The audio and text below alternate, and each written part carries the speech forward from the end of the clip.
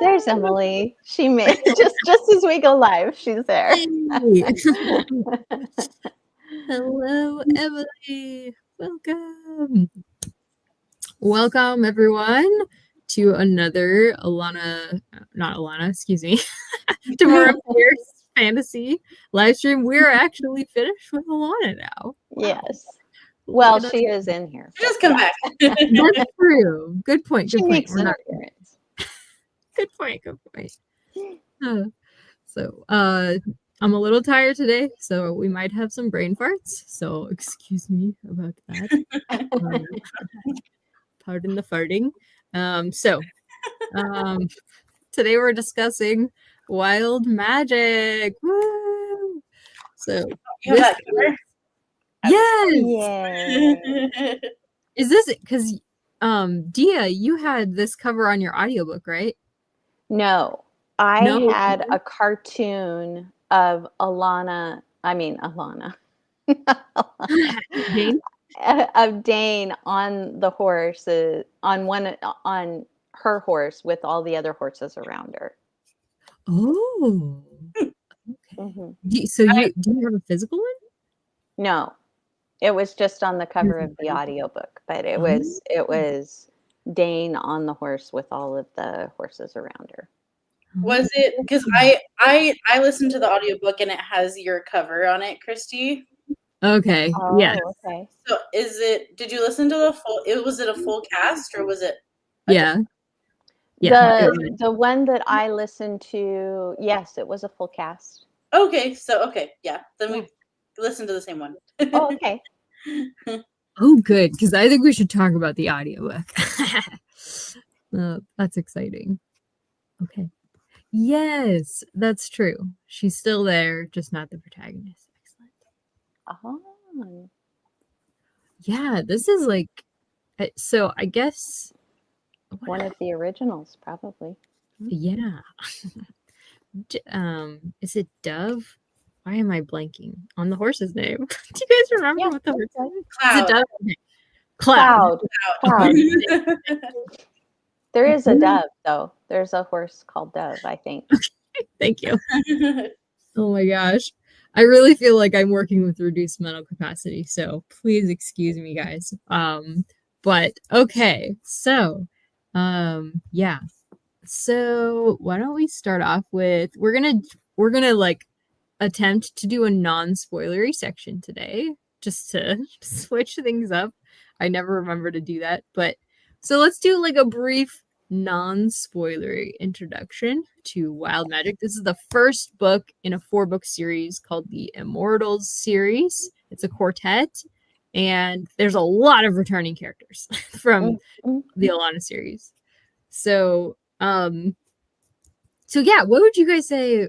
Like, I have like a really boring one, but I thought, well, let's put our brains to the test. Who can come up with the most interesting summary to entice people in to read with us? Orphan girl who's quite young at the beginning of the book, does not know that she has any magical capability because it's very different from the magic that she was raised with. And she stumbles upon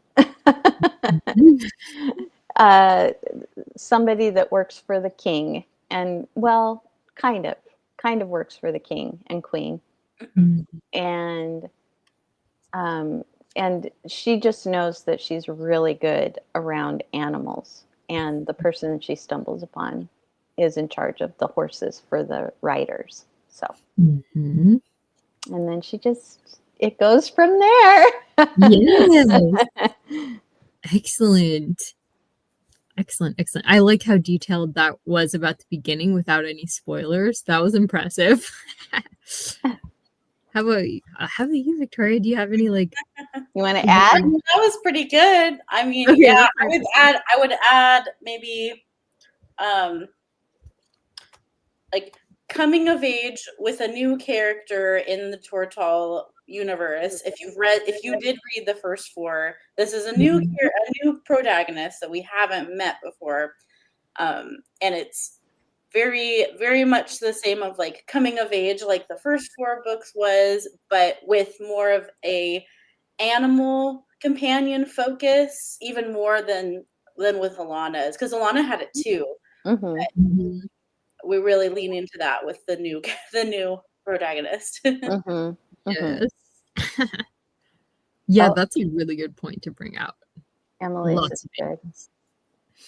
What was that, Dia? Emily's little Emily did it too. non-spoilery thing is good too.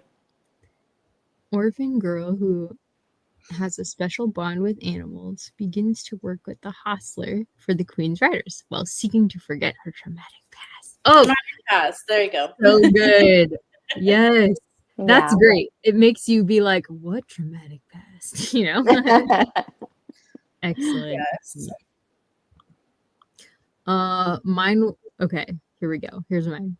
With the help of many animal and human friends, a girl brimming with wild magic discovers how to use her powers. And the next part's spoiler, so I'll leave that out. Her powers are no, okay, we'll just I wanted to bring in the Immortals somehow because I feel like that's not spoilery because it's called the Immortals Quartet. So the world is changing because suddenly there are all these immortal creatures in it. And Dane's power that she's discovering and learning how to use is very important to, I guess, Tortal's adjustment to living with the immortals. So, Yes. yes. All right. So what was your overall rating without spoilers? And did you say both of you listened to the audiobook as well? I went in and out. I actually read probably the first half with my eyes and then the second half with audio. That's impressive. In the last I finished it in the last audio hours. In the last I finished it in the last audio hours. Uh-oh. That was me. Sorry. I didn't mean to. I was trying to get it like off of my phone. I was going to look on Storygraph and see what I rated it. Oh, good idea. Yes. For me the overall so far, I've read the first 2 books, so I'm going to try really hard to not go into the second book at all because I can't remember where this one stops.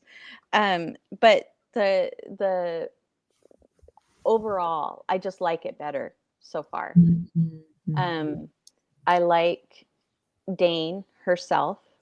I like the people that immediately kind of come into the story around her that aren't the same people from the first book. I just really like the quality of character that we get.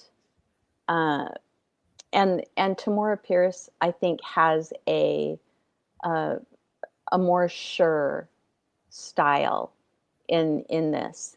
It definitely feels middle grade to me, and much more so than I think Alana was meant to feel.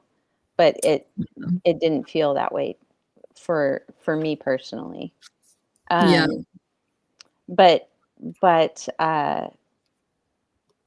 this is wild magic, right? Okay, I rated this a 3.5.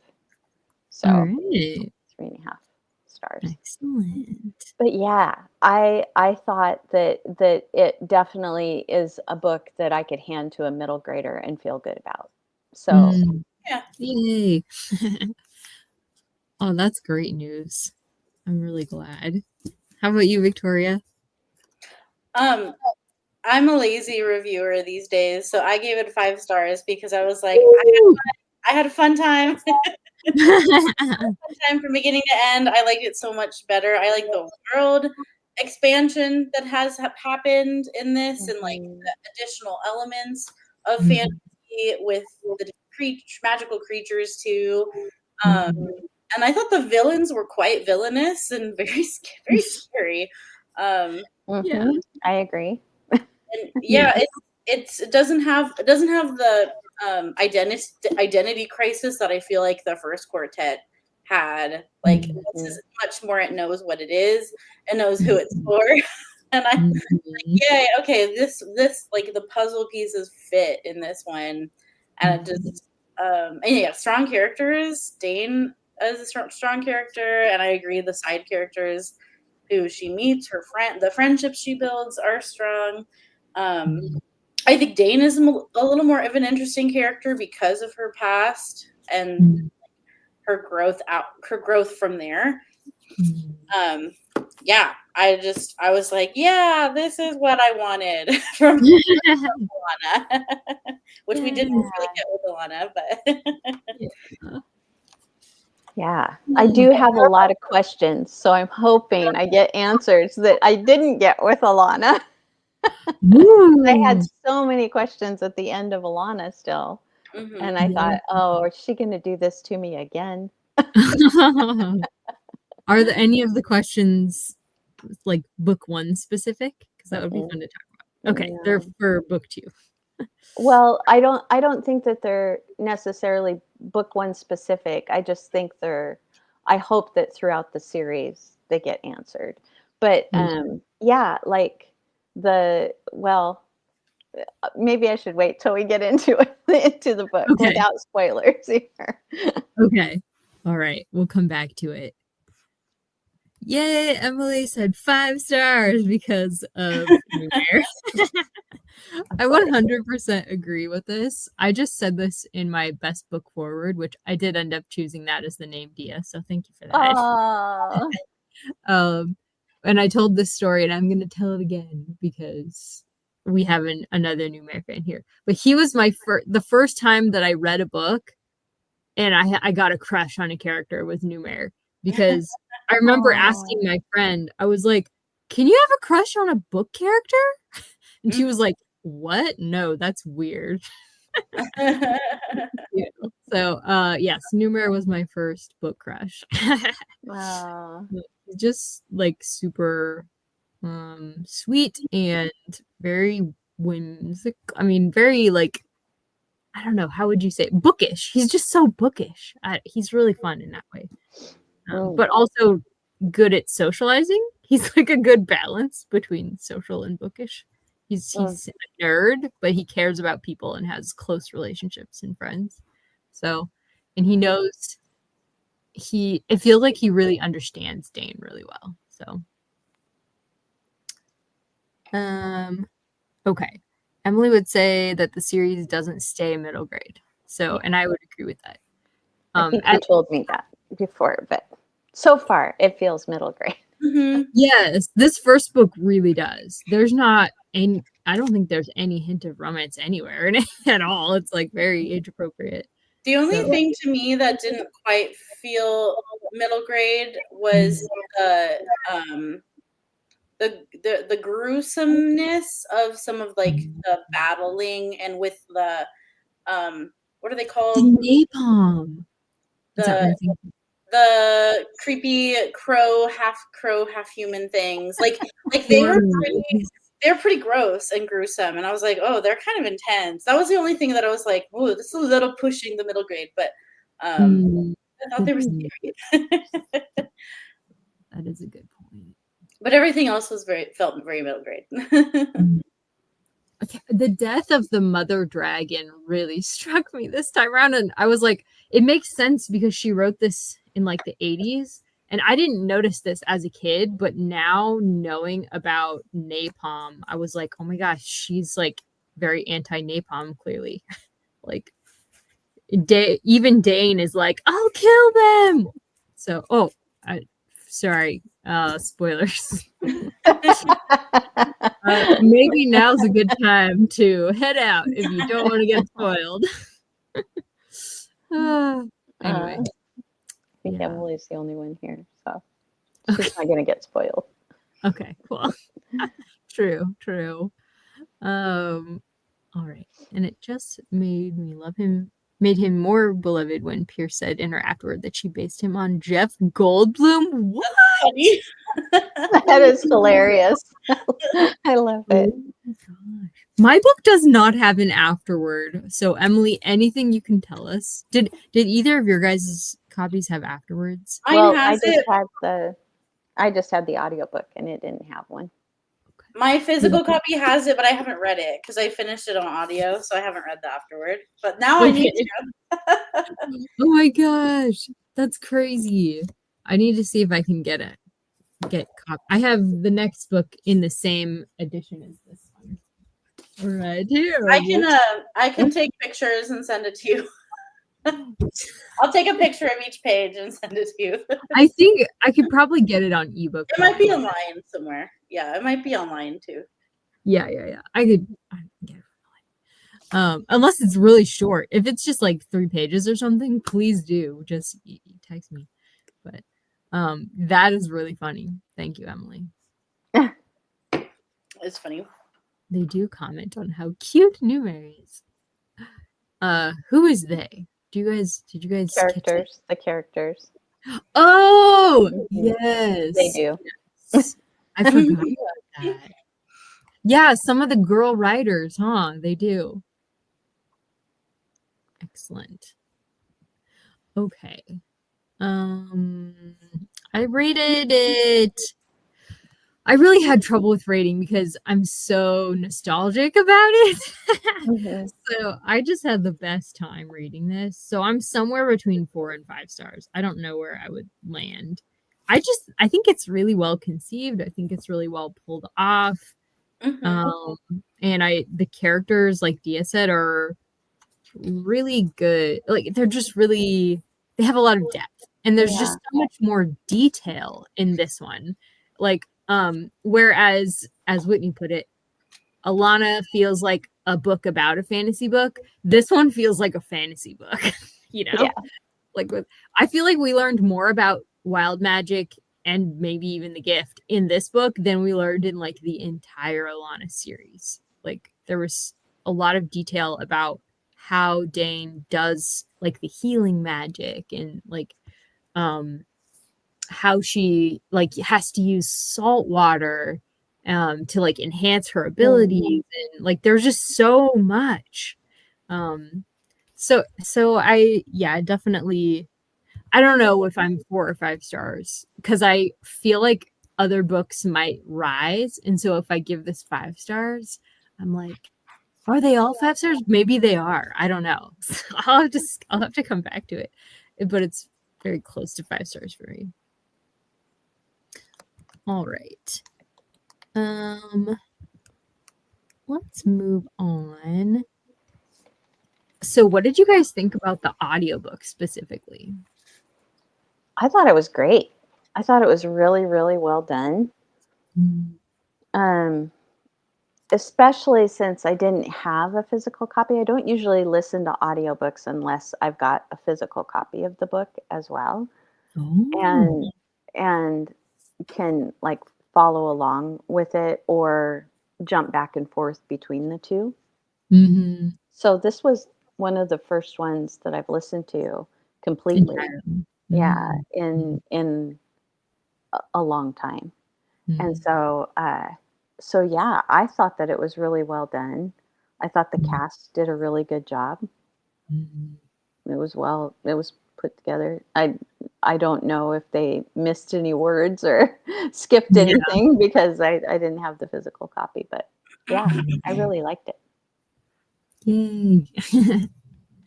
That's interesting that you only read audiobooks when you have the physical copy too. Yeah. I feel like that does ground you better when you're listening to an audiobook, but then you have the physical one. It's easier to, I don't know. It's a better experience for me also, I've noticed. Especially with like character names and things. Like sometimes I'm like, I need to know how this is spelled. Like I need a visual for this person's name. Yeah. It's like, like I can't figure out their name. Right. Yes. I was really happy that Dane had such a easy, not a problem, kind of name. But like Numer, And some of these others, I was like, oh, that's how you spell it when I saw it in Emily's comment. How about you, Victoria? What did you think of the audiobook? I liked it. Yeah, I don't listen to a lot of like I haven't listened to a lot of full cast things, so that was fun. And to like they really did have a lot of different actors in this audiobook and for covering a lot of different voices. So I thought it was fairly well acted. Occasionally there would be one that I was like, that's kind of like a dry delivery. But overall, the audiobook was a fun experience. I liked all the music with it too. Had like a lot of little music clips, which is fun. I also I didn't understand what was happening first, but they had like an echo effect if it was like an internal dialogue thought. And at first I wasn't sure if I was like, who is that? Because I couldn't tell sometimes. I was like, is that the main character speaking in their head? Or is that like we're hearing an animal? Because sometimes that was confusing. But that's when my physical copy would clear it up a little bit. So I thought that was an interesting way to try to like show inner dialogue. Is it was kind of like reverb on it. Yeah. Yeah, that was, I've never heard an audiobook do that before. That was pretty interesting. Yeah, they, yes. Yeah, I love the music too. It's so good. And then, yeah, you're right too about like, there would just be like one line from a character and they would get their own narrator. It's impressive. I really loved the actor for Sarge. Yeah. He was very much a sergeant voice. Yes. Yeah. That was well cast. So, okay, we can be spoilery now. And you can just compare anything about the books. It doesn't have to be about Dane versus Alana, but what did you think about Dane versus Alana as protagonists, and what was Dane's growth arc? Well, I liked Dane better immediately, partly because she wasn't lying to get her way. You know, she had some things that she didn't really want to talk about as far as her past went. But she didn't, everybody knew that she had a past and that it was something that she just didn't feel good about talking about. And so I think that I immediately liked her more just because of that. I also think I tend to like characters that get along with animals, because if an animal trusts you, then then I'm going to like you better. And so, yeah, so I think that helped. Let's see. Then I think that she was more fleshed out. Dane was more fleshed out than Alana was. And part of that just has to do with like the growth of a writer, and the fact that Tamora Pierce, you know, had kind of, she had already gotten her foot in the door with Alana, and now maybe the publisher was allowing her to do more of what she wanted to do rather than just simply, you know. So she was, I think that all the characters, not just Dane, but all the characters were better fleshed out, and had a, I don't know about a complete arc, but in this book, I really loved the way that Dane, you know, grew to trust people, grew to be able to know that she had a place, where to fit, you know, just those kinds of things. And also that she, even though she grew to do that, that there was still like this youthful wonder that she kept. Oh, glory. She really, hey, you, Poppy. She's not listening to me. So anyway, I'll let Victoria talk so that I can take care of my dog. Yeah, I agree entirely. Like Dia pretty much covered it. I think Dane felt younger to me, even though I have a feeling like Alana was young too in the first book, but Dane had like, I don't know, more of a youthfulness to her. Yeah, naivete.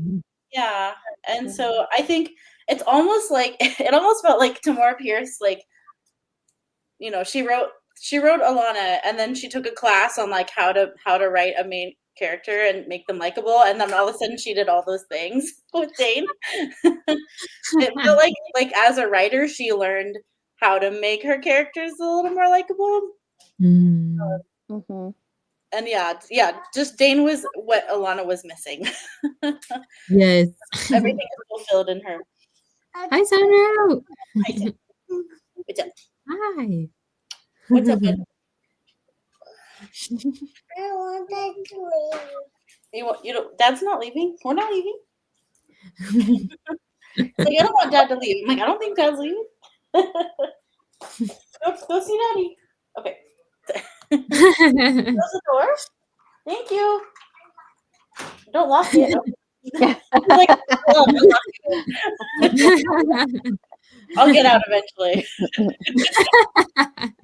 Somehow, some way. Oh, man. That's really funny that it read like she took a character class. Okay, we'll give her a mysterious past. Give her a traumatic past. Kill off her family so she's an orphan. Immediately. And, yeah. And give her this great power that she's never suspected because she's like a humble country girl, you know, all the, so yeah. All the tropes. Like Dane has all the tropes. All the tropes. But I like her. It doesn't like I don't mind the tropes. I like her. Right. Exactly. Yeah. She does feel like her own character. I think maybe because a lot of the characters in Alana were nobility, whereas in this book, I don't know that any of the main characters were born as nobility. I don't remember if Numair was or not. But he doesn't give off that vibe necessarily. Like he's bookish. That's about the most noble thing about him. But a lot of them just feel like common people. Yeah, go ahead. I was just gonna say a couple of the kids, you know, the Queen's children and stuff were in there, but they're not a huge part of the story. So that's a good point. There were some nobility at the end, yeah. Yeah, how about that ending, man? I don't think I wrote any questions about the plot. It just shows I'm clearly not a plot reader, but we should totally talk about the plot because it was quite dramatic. And I think much better done than the Alana plots. Like Alana, I felt like it started out with a great concept, but then plot was like blah.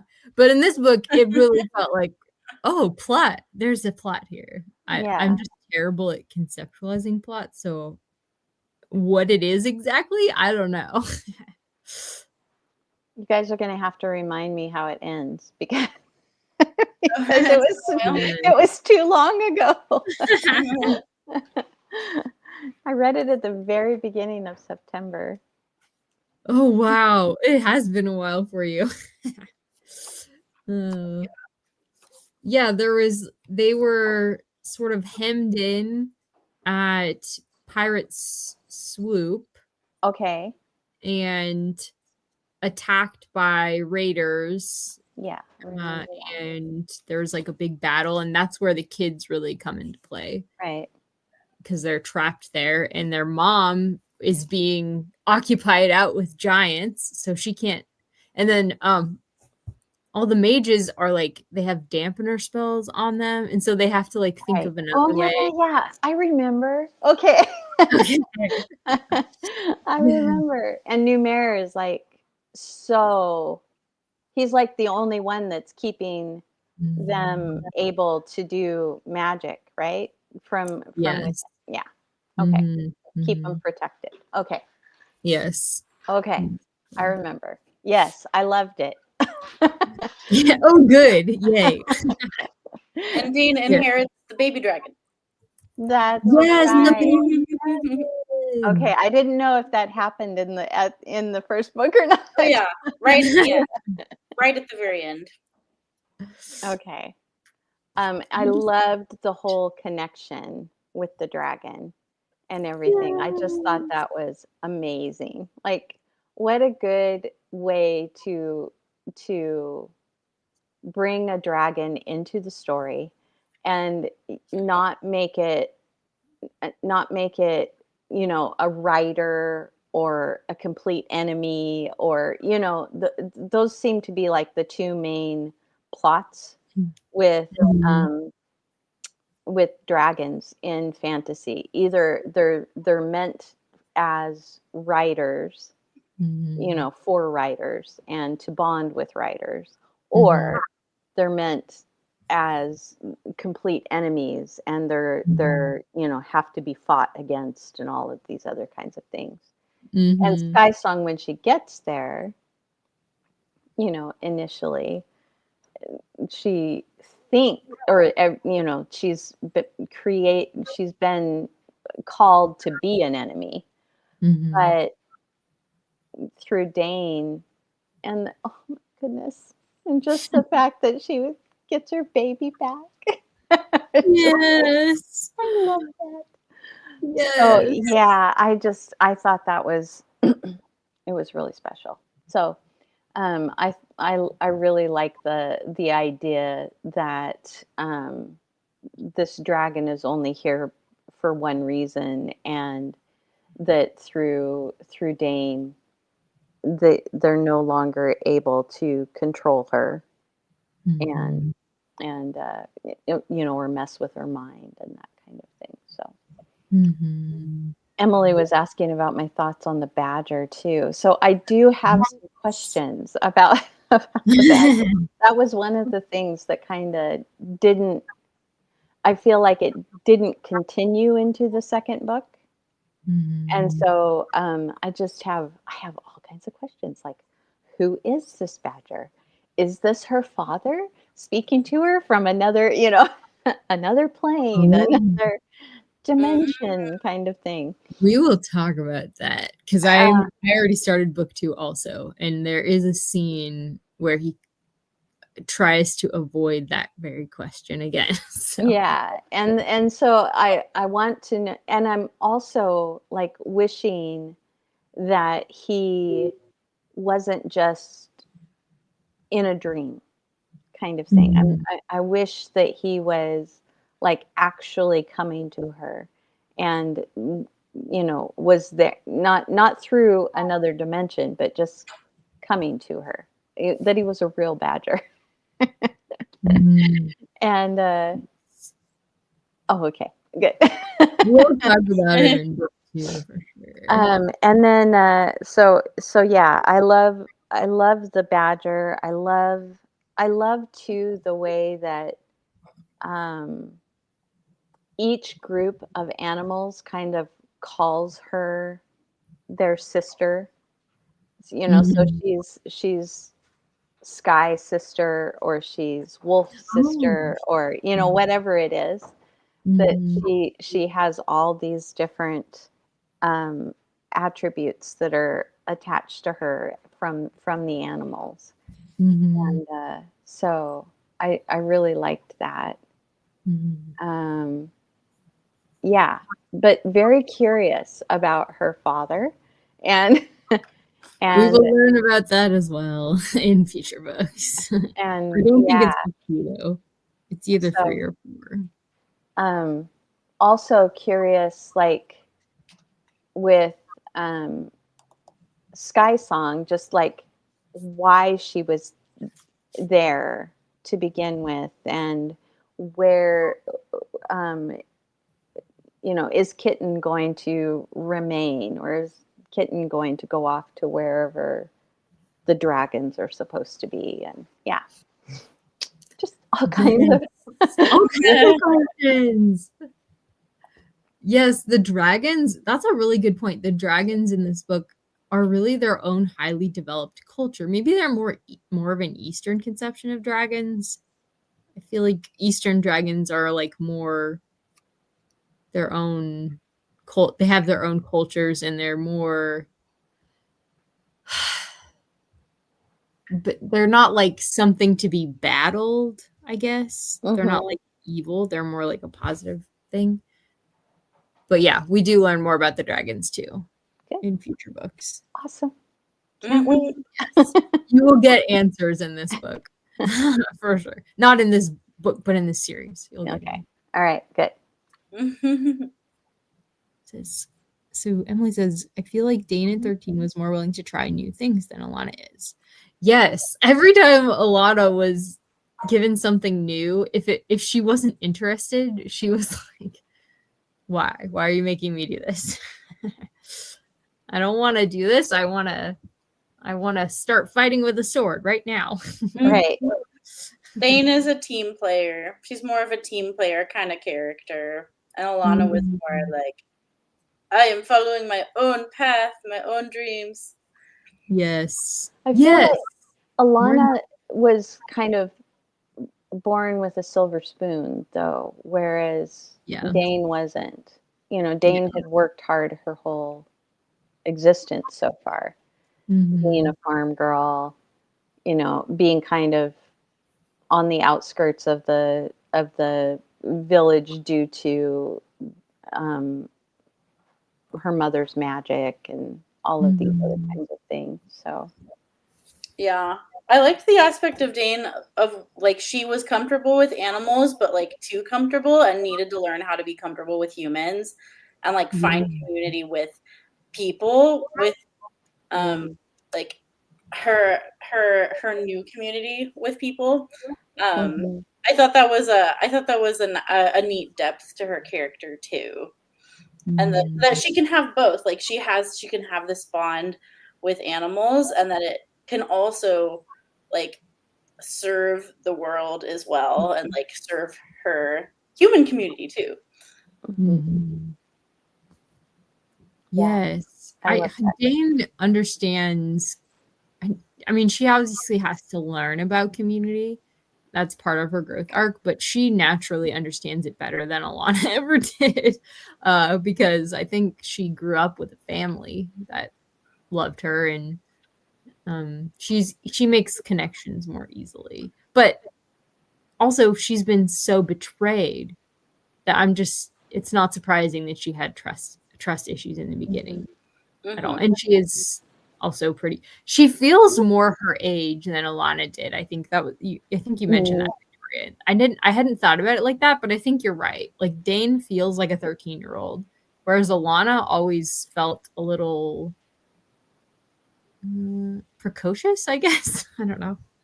Like she had to learn skills and grow, but I don't know that I would have been like, yeah, she feels 10. Like she was always hanging out with like the 14-year-olds when she was 10. It's like, what 14-year-old hangs out with 10-year-olds?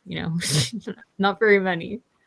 So she just felt a little older, I guess, than maybe because she was conceived of as an adult novel heroine.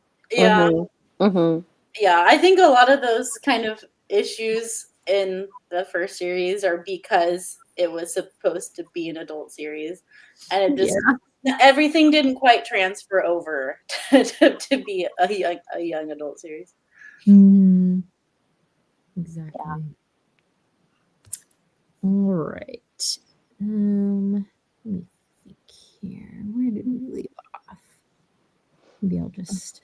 I did enjoy the cameos though of all the Alana characters, because we sure get a lot of cameos. It's like, oh, here's this character, here's this character, here's this one. Yes. I know, like even Maud was at Pirate Swoop. I was like, Maud, like from book 1 of Alana was at Pirate. I didn't remember seeing that in the past. Like that was news. And then let's see. We saw quite a lot of Jonathan too, and his kids. And you see George a lot, and then his kids with Alana. So that was really, I enjoyed the kids in the series. I did too. And that the fact that they're like younger than Dane, like when she's with the writers and she's having to kind of exert some authority. And it's difficult because they're either her age or older, you know, than she is. And she's little on top of that. And then she gets around the king and queen's kids, and she gets around George and Alana's kids, and they all kind of look up to her, and she gets to kind of be the big sister in that situation. I just really enjoyed that aspect to it. Yes, the ducklings. So cute.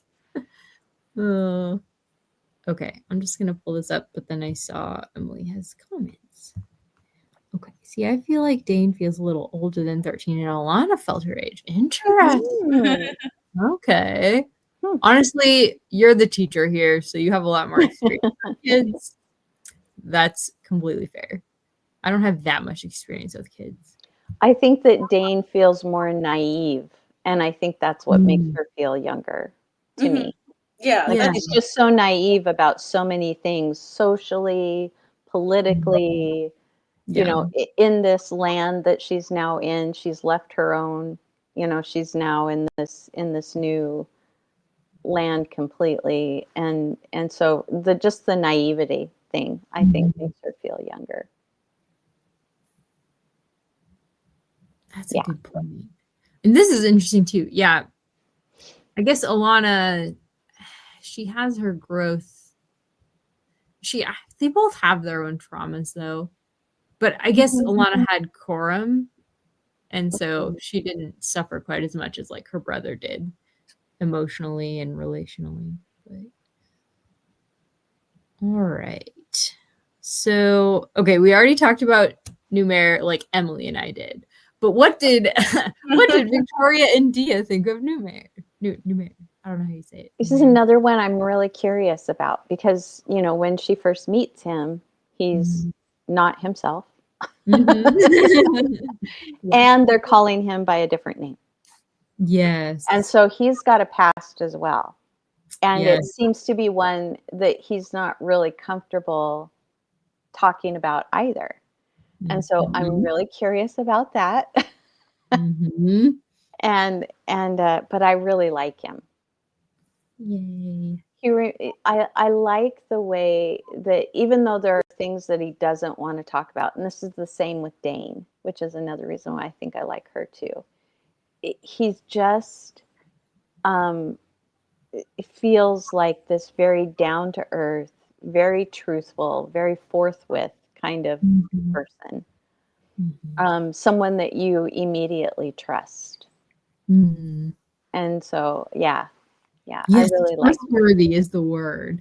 He's good with kids too, like all ages. He knows how to deal with every age.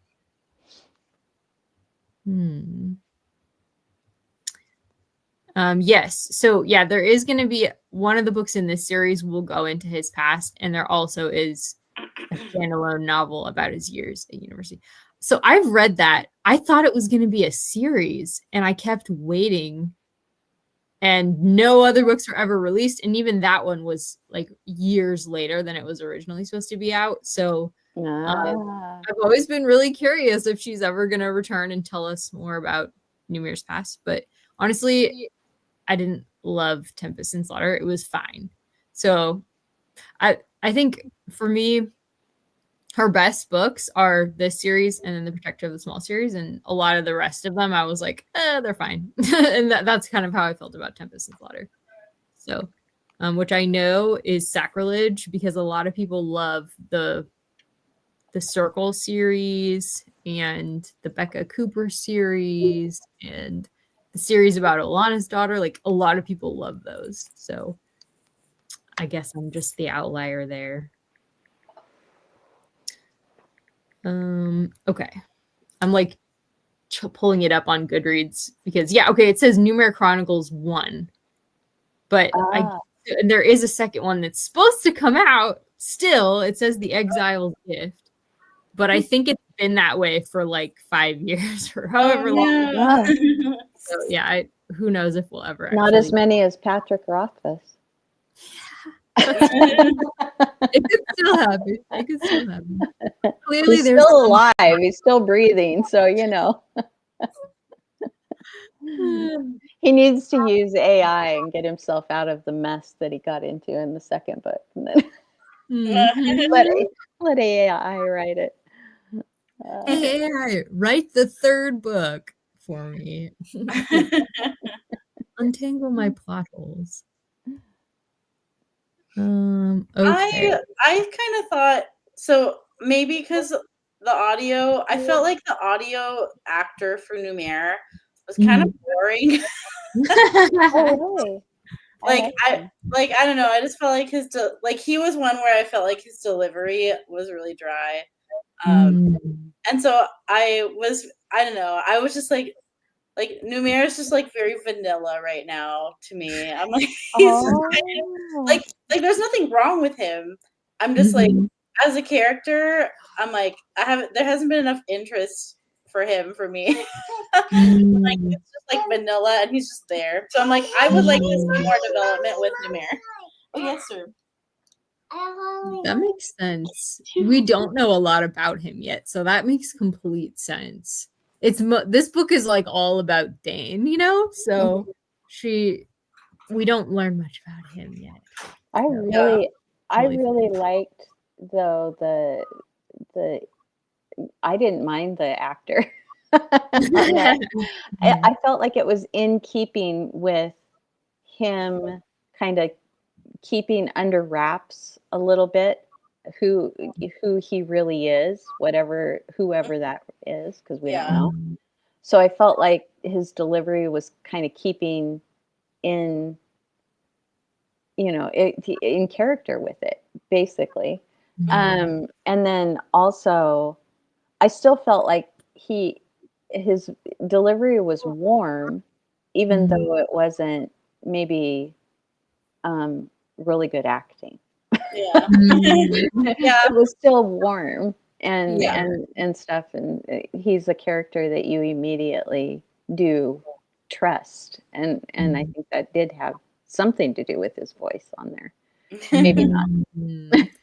Maybe it was all Tamora Pierce.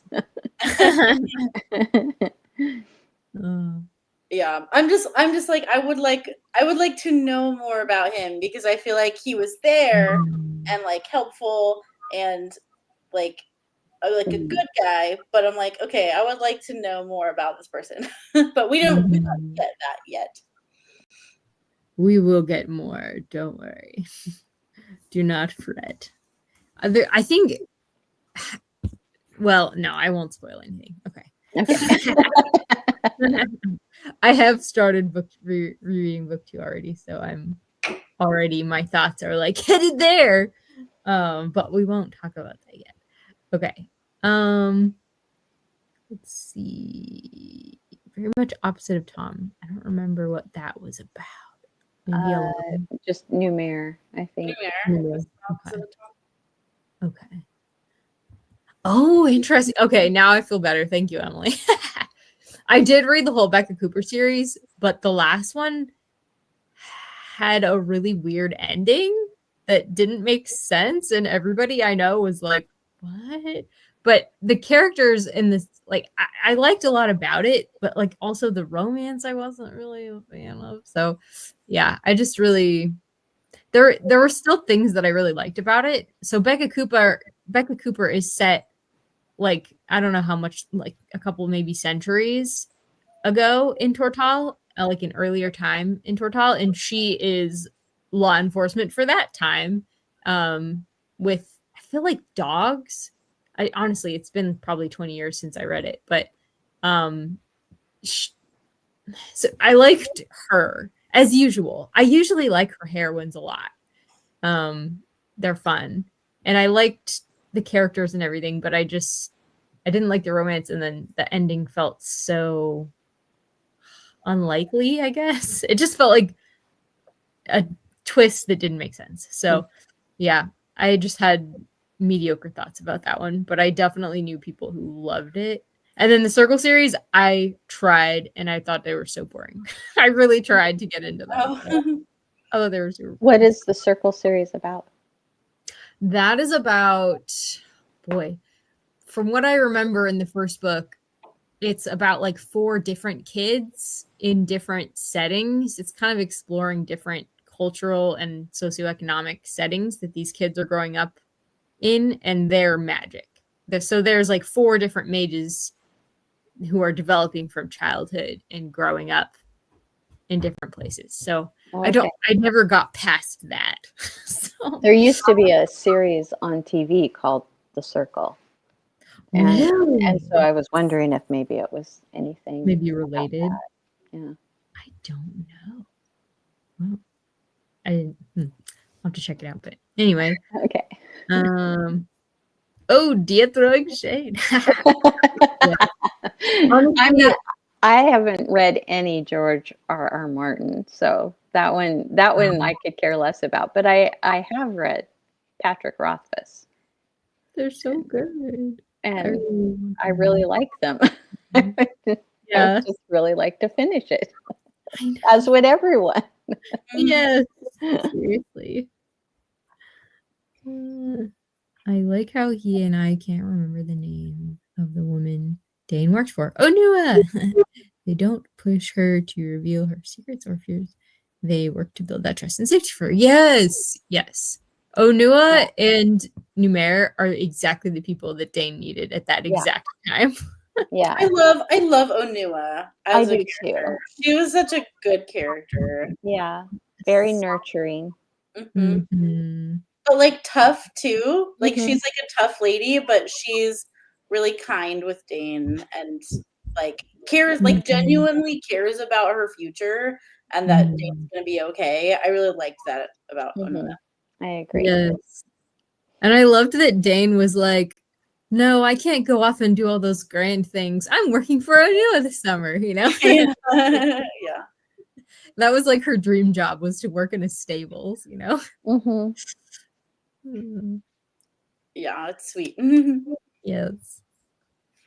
All right. Why don't we talk some more about the animals, mythical and real? So do you guys have favorites or ones that you were like really happy to see? Like, oh, there's griffins or whatever. I love Cloud's attitude. Total attitude horse, man. He does. And I have known horses like that. So I wonder, did Tamora Pierce have horse experience? Oh, I wonder. That's a good question. Because it's very horse centered with this series. So I just wonder if she's a horse owner or anything herself. I don't know. Let's ask Google. Especially because she did give them like kind of like attitudes, like collectively the horses were like they would bite, like they would bite people. So I was like, it seems like she has some kind of experience with the horses. But I had this horse when I was growing up on the ranch. His name was Dusty. And hey, you have a dog named Dusty, don't you? I did. Oh, I'm so sorry. It's okay. Oh. Yeah, he passed over the summer. Oh, I'm sorry, Victoria. Oh, it's okay. So our horse Dusty was just a white horse, and we called him Dusty because he always would go roll. As soon as you would brush him, he would go roll in the dirt and make himself all dusty again. But you had to watch him, because if you were standing there like brushing him, doing all of that, he would know exactly where you were standing. And he would just shift ever so slightly and step on your foot.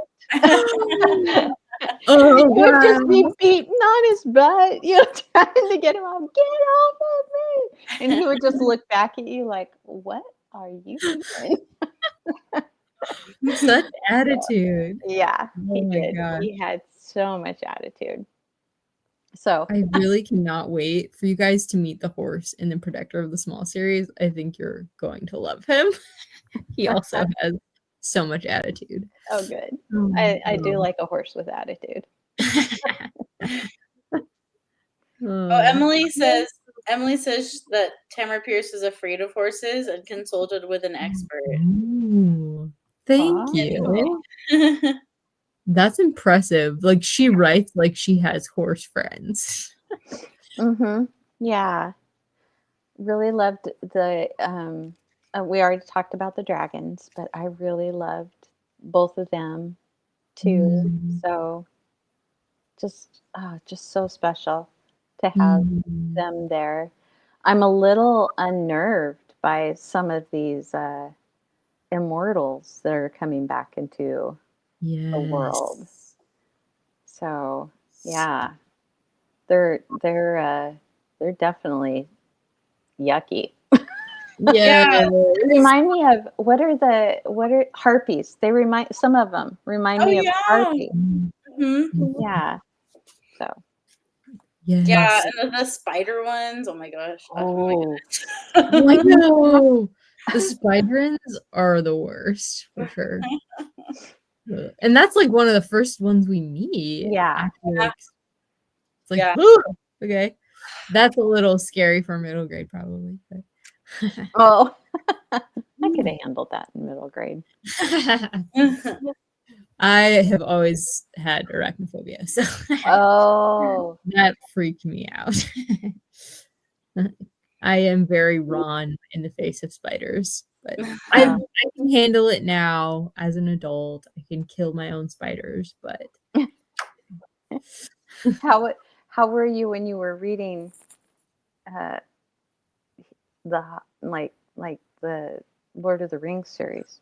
Because Shelob is oh pretty my major in gosh. there. And we were talking Harry Potter earlier, and Yes. there's a major scene with spiders in there. The first time we rode Harry Potter in the Forbidden Journey in Universal Studios, like back in the day, 10 years ago, I was like, I don't really like this ride because there's a lot of spiders prominently placed in that ride. But Oh, that's so this fun. time when we went on it, I was like, "Ooh, I love this. This is great." So I was over the fear by then, apparently. My fear has dulled over time. But going back to your question, I thought that was one thing that I really enjoyed about the expansion of Tortall and the addition of all the creatures and like what that means, and there's still kind of a mystery behind it. And like how is society gonna adapt to this and live alongside them? Oh, there were so many creatures even in this one book. Like we see everything. I feel like we see krakens and griffins and Yes. dragons and like so many different things. It's like wow. And she makes up her own stuff. Yeah, and made up once. Yeah, one of the characters that we meet in the second book, I won't go into it, but not typically a character that anybody would get along with. Not usually portrayed in a positive light, and he is in the second book. I really like him, in fact. So Interesting. Oh, I'm really pumped for book 2. How much time do you guys have today? What time do you need to get going? I should probably get going in the next 10 minutes or so. Okay. Noted. Maybe that leaves us. I have a second live today. I have the Beatitudes in just a little while. So, and I've got to get other things done. So Okay. Okay. So Well, let's see. Maybe do we have time for maybe one more question? Oh yeah. All right. So what left is there that you're like, we need to talk about this before we go? Is there anything that you have in mind? There's Emily's little mention there if you want to. Thank you. This one? Yeah. Oh. Catching me. Oh, Alana's. I did not. So Alana's magic is white colored now? Or Dane's is? I missed that entirely. Well, it wasn't Dane that was healing Numair. Okay. She hadn't learned that she could do that yet. Okay. Very interesting. That was funny that Alana lost her temper. And Dane was like, whoa. I thought that was such a good opening. Looking for the bird and trying to figure out what is going on with this bird. Why can't I heal him? Okay. Let's see. Well, let's go here. What complaints? Did you guys have any complaints? I have a dragon. Sandra Nice. wants to show you his dragon. We needed the dragon. Thank you. Cool. It is relevant to the. It is. Absolutely. Does the dragon have a name? No, I think it's just dragon. Dragon have a name? No, he's just dragon. Nice. Where did you get that dragon? Yes, there's a tiger on your shirt. Tigers and dragons. Oh my. I don't really have any complaints. Oh, good. Other than Numair's voice on. Yeah, well, I think sometimes just audio, even with the full cast audio, like sometimes just the acting gets to me. Because sometimes it doesn't feel natural, and it's like they feel like they're reading, which I know they are, but like sometimes I'm like, I wish they didn't feel like they were reading text. But it was still like, as far as the book goes, I thought it was super fun. Super fun read. Yay. Oh, I'm so glad. Yeah, I really love the story too. I don't have any complaints about it. Yay. Okay, that's really good. My only complaint is very picky and minimal, and that is and by the way, I didn't even think about Numair's voice actor, but like I honestly don't remember ever hearing, like, even though I was immersion reading it, his voice just didn't stand out to me at all. Right. Yeah, it didn't to me either. Yeah, I agree. That was my problem. I felt like Numair didn't have a personality. Yeah, he was just. I'm sure he does as a character. I think he's supposed to have a personality, but it just didn't feel like it yet. So I think you're right about him. I hadn't thought about it, but I think you're right. So my only complaint is that the resolution with the Kraken was a little bit anticlimactic. I thought that was going to be like a bigger thing. Like, oh, she made a deal with the Kraken. But no, all he had to do was talk with Numair, and then he scurries away at the end, and we don't even see the Kraken again. I thought it was really cool that he came to their rescue and, sunk the ships, and like that was cool. But then like by the time Dane wakes up again, he's already gone, and it's just like he talked with Numair and then ran away. I was like, oh, I really wanted more from that. Yeah. Well, I was kind of wondering if maybe we were going to see the Kraken again later on in the series, and so that was another thing that I was just kind of like, what's happening here? Yes. I felt like there was a plethora of like mythical creatures that we met in this book, like so many, like meeting the whales. I mean, there were just so many things, and I really enjoyed that. It was a true climax. The end of this book was like, it was wild. It was a party, and everyone was invited. So that was pretty fun. Yeah. Okay, excellent. Well, I'm really happy that overall this has been a better a better read for you guys than the previous series. I was hoping it would be, but I was wondering about my memories and not sure yet. So yay, I'm glad that it was enjoyable for you guys. And thank you so much for coming today. And also thank you, Emily, for being here as always. It's so Yes, great. Emily. Yay. And we will take our leave and hope you all have a wonderful Saturday, and we'll see you next time.